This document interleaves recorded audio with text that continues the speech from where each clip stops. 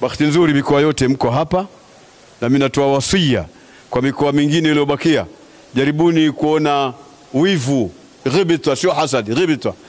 Umeeleka namna gani natakiwa mfanye na nyinyi katika mambo kama haya. Hatutaki sasa hivi Uislamu watu kusema sema.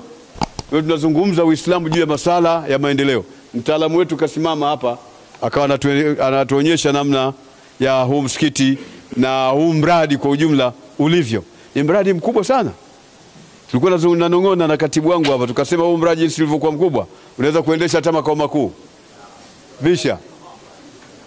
Hata makao makuu unaweza kuendeshwa na mradi huu utakapokwisha.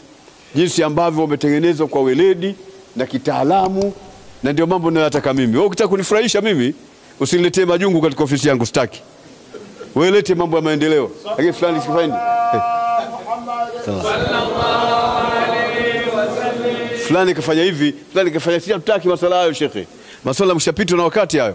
Sisi nataka mambo ya maendeleo kama haya. Ndio maana nimesimama. Sina ratiba kusimama hapa. Lakini nimesimama kwa sababu kufurahishwa na haya mambo yaliyoonyeshwa hapa. Na kumbe ndio ulikuwa ujanja wa Sheikh Haruna Kiswabuta. Maana nilimkatalia bwana, nataka nikapumzike kidogo, usinipitishe popote. Sema hata kwa nje tu. Kama kwa nje haiwezekani. Kishafika hapo lazima niingie ndani. Kuingia ndani kumbe alikuwa na haja ya kutaka kunionyesha vitu kama hivyo. Mwenyezi Mungu amhifadhi mzee huyu. Kwa hiyo Waislamu, viongozi wangu wote wa mikoa, wilaya, kata, mpaka misikiti, tushughulike na masuala yanayohusiana na mambo haya ya maendeleo. Mimi nimefurahishwa sana na mradi. Kwa kweli ni mambo makubwa. Nyinyi wote nadhani mmeshuhudia.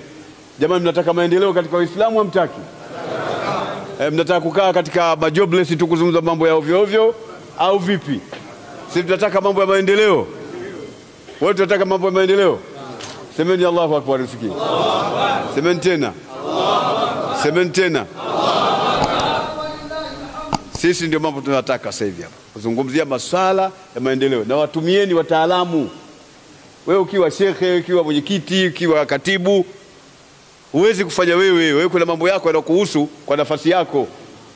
Na moja ya nafasi yako ni utekelezaji wa maagizo ya aya, fasalu ahla dhikri in kuntum la ta'lamun.